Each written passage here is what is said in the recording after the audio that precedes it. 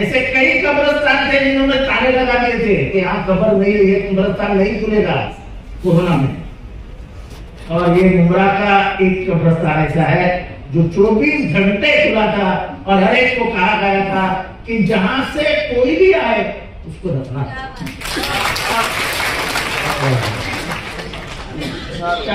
6 foot की जमीन, 4 foot 6 by 4 का जमीन का पट्टा मेरे बाप का है कि तुम उसको दफना नहीं हो। अरे उसकी आपकी जमीन है भाई, अल्लाह ने उसको रिजर्व करके रखी है उसके लिए, तुम कौन होते उसको रुकने वाला? मुझे समझता है नहीं कि कब्रिस्तान जैसे चीजों में भी लोग अपना मालिकी हक दिखाते हैं। तो मालिकाना हक कहाँ से आएगा है आपके पास? 6 बाई 4 की जगह ऊपर वाले ने दी है, उसको उसमें आपको भी जाना है, लेकिन हाँ उसके ऊपर ऐसे जाके बैठते जैसे तुम राजा हो उस कब्रिस्तान में। कब्रिस्तान में ऐसी जिन्होंने हरकतें की है उनसे तो बहुत बहुत। और हम और शमीम भाई, सिराज भाई थे, हम लोग सब साथ में हमने तो ये तय कर लिया था कितने भी बजे कोई भी आए, वो गोलेगांव से आए, गुरूर से आए, भांडुप से आए, कोटला से आए, भिवंडी से आए, भोगेश्वरी से आए, उल्लासनगर, अमरनाथ, कहीं से भी आए, उसको वो दफनाना अपना फर्ज है। कोरोना में हमारे यहाँ मुमरा का नाम कैसे बदलते गए। जब 2009 में आया तो मुमरा का एक अलग नाम हुआ था, आप इससे इनकार नहीं कर सकते। एक बैंक थी, एक बैंक कैनरा बैंक, दाबोलकर के रास्ते में। आज कितनी बैंक है ना?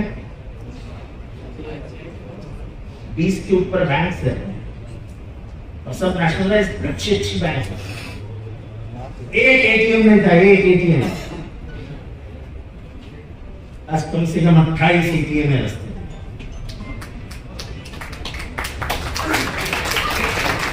हमने कोरोना काल में एक हॉस्पिटल खोला, तो मैं मंत्री था, पैसे हाथ में थे, तो मुमरा में सब गरीबों के लिए एक हॉस्पिटल खोला। 18 करोड़ रुपए डाले उसमें, पैसे की कीमत नहीं है, लेकिन रत्नागिरी सामने बैठे राजापुर, कुडाल, उधर से लोग आए, चिपलून, खेड़, महाड़, चिपलून, खेड़, महाड़, यहाँ के आजू बाजू वाले गांव वाले। और जो मुमरा से जो उनको प्यार मिला, मोहब्बत मिली, लोग मिलते गए, वो बाहर घूमने जाते थे, क्योंकि हम स्टेडियम में रखे थे हॉस्पिटल। उनके दिल में जो मुमरा का खौफ था बदल गए, अच्छे मजबूत होके हॉस्पिटल से भाग गए। जो दवाई कहीं दुनिया में नहीं मिलती थी वो मुमरा के हॉस्पिटल में मिली। और मुझे लगता है मैंने रास्ते बनाए, गटर बनाए, पानी बनाया, ये बनाया, वो बनाया, ये सब आज जाएगा कल आएगा, आज जाएगा कल आएगा। पर उस हॉस्पिटल में मैंने जो लोगों की सेवा की, हम लोग सभी मिलके, शमीम भाई हो, हम सभी, शाहरुख पठान था, हमारे सब साथीदार थे, शोएब भाई भी थे, बिना डर के हम कर रहे थे। उसमें जितनी जाने हमने बचाई वो हमारा सबसे बड़ा काम है।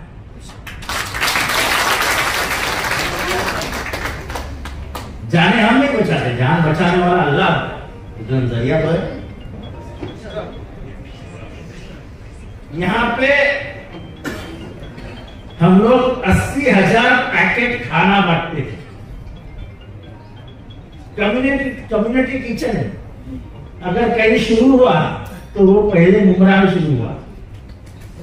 हर एरिया में खाना बंटता था और गरीबों के घर में बांटा जाता। ये है मुमरा की एक अलग पहचान। मुमरा में नफरत नहीं है, मुझे याद नहीं वो दिन कि यहाँ पे हिंदू मुसलमान कभी हुआ है। यानी ये 2.5 साल में जरा 2-3 बार मसले उठाने की कोशिश की,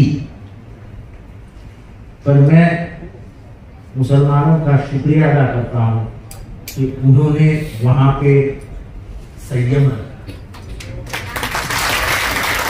और मैं अभी कहता हूं आपसे कि वो आपको चिल्लाएंगे, वो आपका खून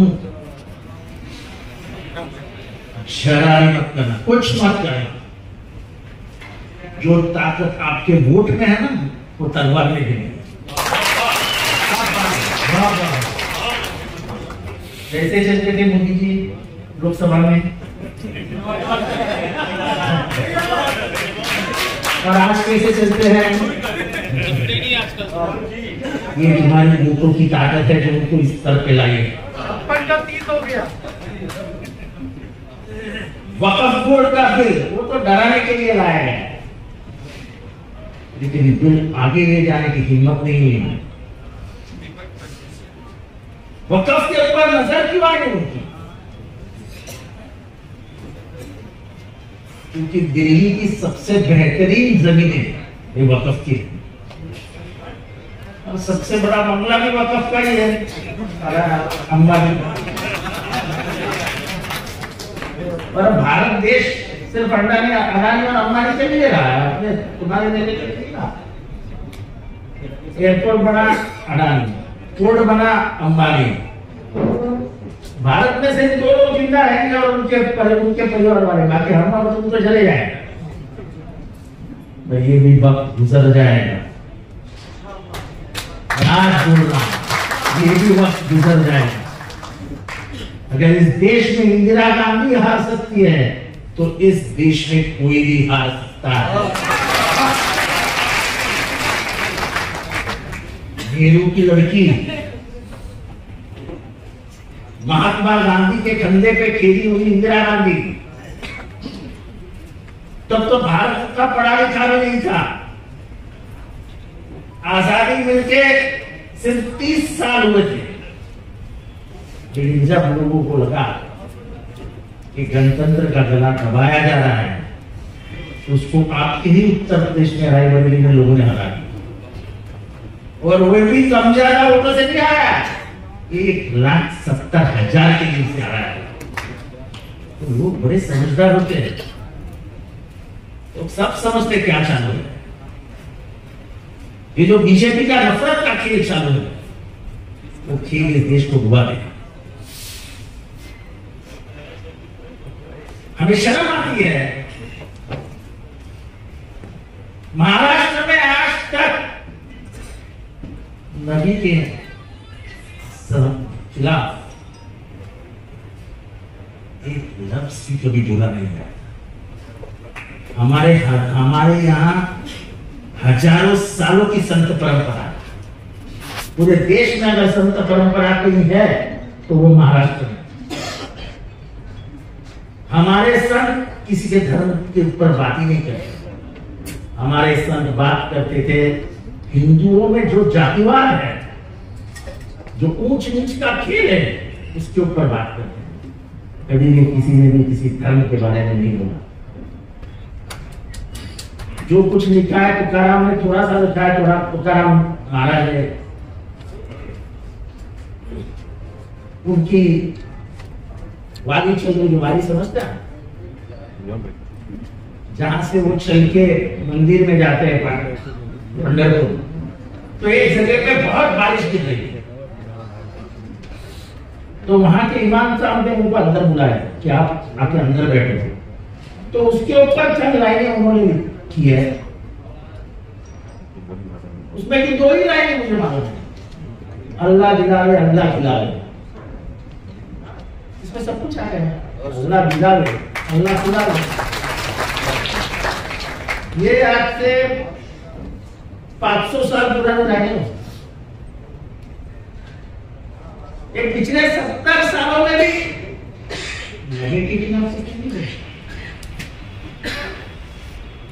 पर ये जो माहौल राजनीति शांति के लिए तैयार किया जा रहा है। ये अमन पसंद लोगों को पसंद नहीं आ रहा है।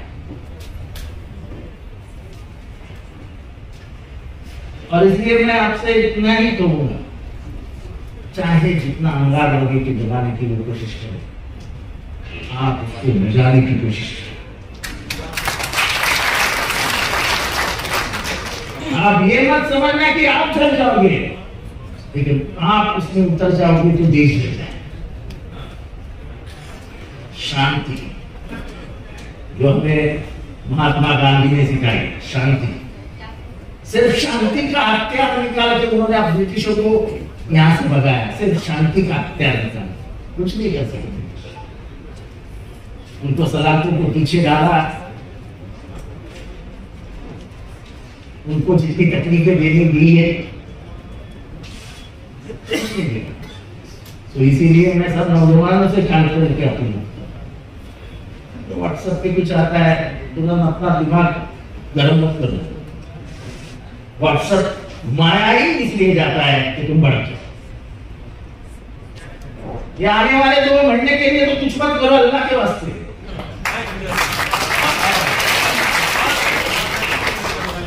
नहीं तो हमारे जैसे नेता तो गए,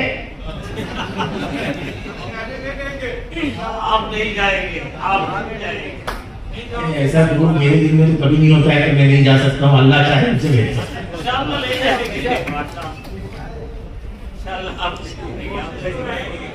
ये मेरे दिल में कभी दुरूद नहीं है कि मैं नहीं जाऊंगा। मैं जाऊंगा इसलिए मैं लड़ाई लड़ता हूं और अल्लाह मुझे नवाजता है।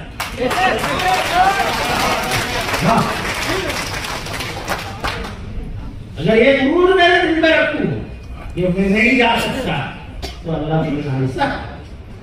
तेरे को बताता हूं। अल्लाह से दुआ यही करता हूं कि अल्लाह मुझे कुछ मेरी गलतियां तो माफ कर दे, और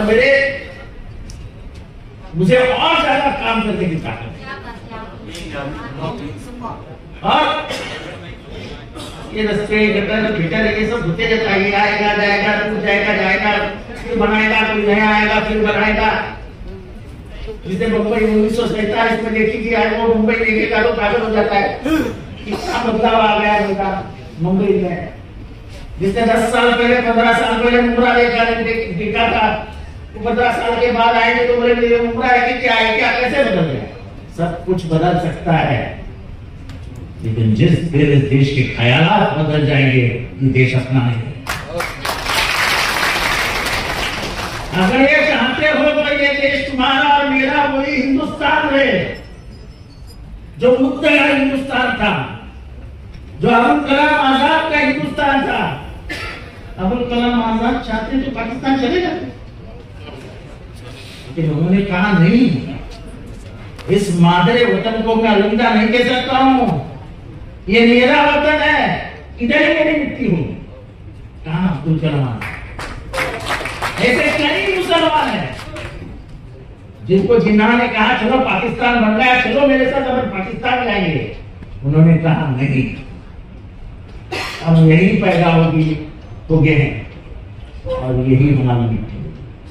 तो मैं जब ये आरएसएस वाले और खास करके बीजेपी वाले सर्टिफिकेट पूछते ना, तो मैं हमेशा उनको बोलता हूँ, मैं आपके सामने बोलता हूँ ऐसा नहीं, मैं हर जगह बोलता हूँ, मैं दोगुनी बातें नहीं करता।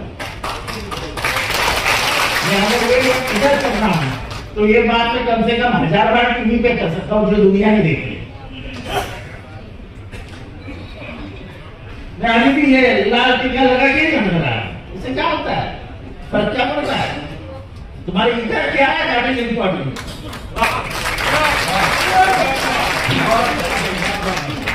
तो मैं हमेशा उनको कहता हूँ कि उनसे क्या देशभक्ति का सर्टिफिकेट मांग रहे हो भाई? उन्होंने देशभक्ति का सर्टिफिकेट 1947 में दे दिया कि हमारे लिए जमीन थी, एक राष्ट्र बना था, लेकिन वहां जाना हमने पसंद नहीं किया।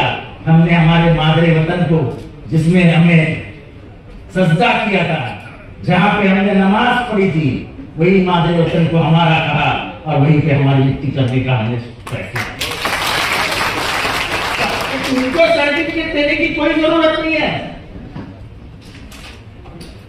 आने वाले कुछ सालों में भारत और बदलेगा और इंशाअल्लाह अमन पसंद लोगों के हाथ में ही भारत आएगा। ये हवाएं चलती है, आती है, जाती है, चलती है, आती है, जाती है, लेकिन 2024 की जो हवा चली वो 2029 में दिल्ली को उल्टा दी।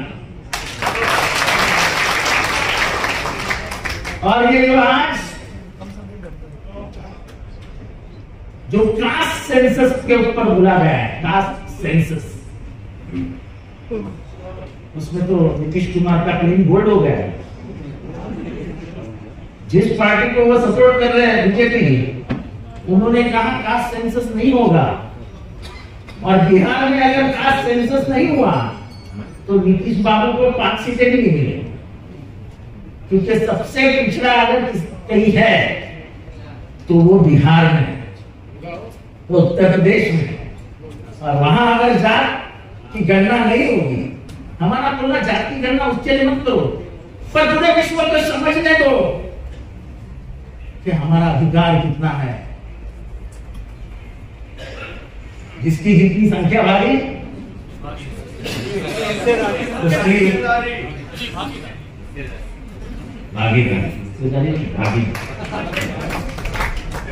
हमारी भागीदारी हमको समझना होगा। क्या लगा 50% का मिलेगा, 50% का मिलेगा। अरे भाई 85% है हम, और मैं पिछड़ा हूं, बताता हूँ आपको। कोई ब्राह्मण के घर में पैदा नहीं हुआ, ना कोई अमीर घर में पैदा हो, तो ये लड़ाई लड़ी जाएगी आगे। जनगणना होगी तो जात गणना भी होगी, और तब भारत की पहचान है। ये मेरा पॉलिटिकल भाषण हो गया। मुशायरा में आए हुए लोग बोलेंगे क्या सारा क्या सुनने को मिलता है। तो मैं वही तुम्हारा इशारा में नीचे से समझ गया था। तुम्हारी नाराजगी तुम्हारे आंखों में दिख रही थी, इसलिए मैं तुरंत अपना रिवर्स गियर मार दिया। क्या मुमरा में और कोसा में और शीत पे क्या सभी को डरना पड़ता है यार? कोई आम निकले तुमने लिखा भी तो मेरी मुंडी नीचे हो गई। खुदा हाफिज।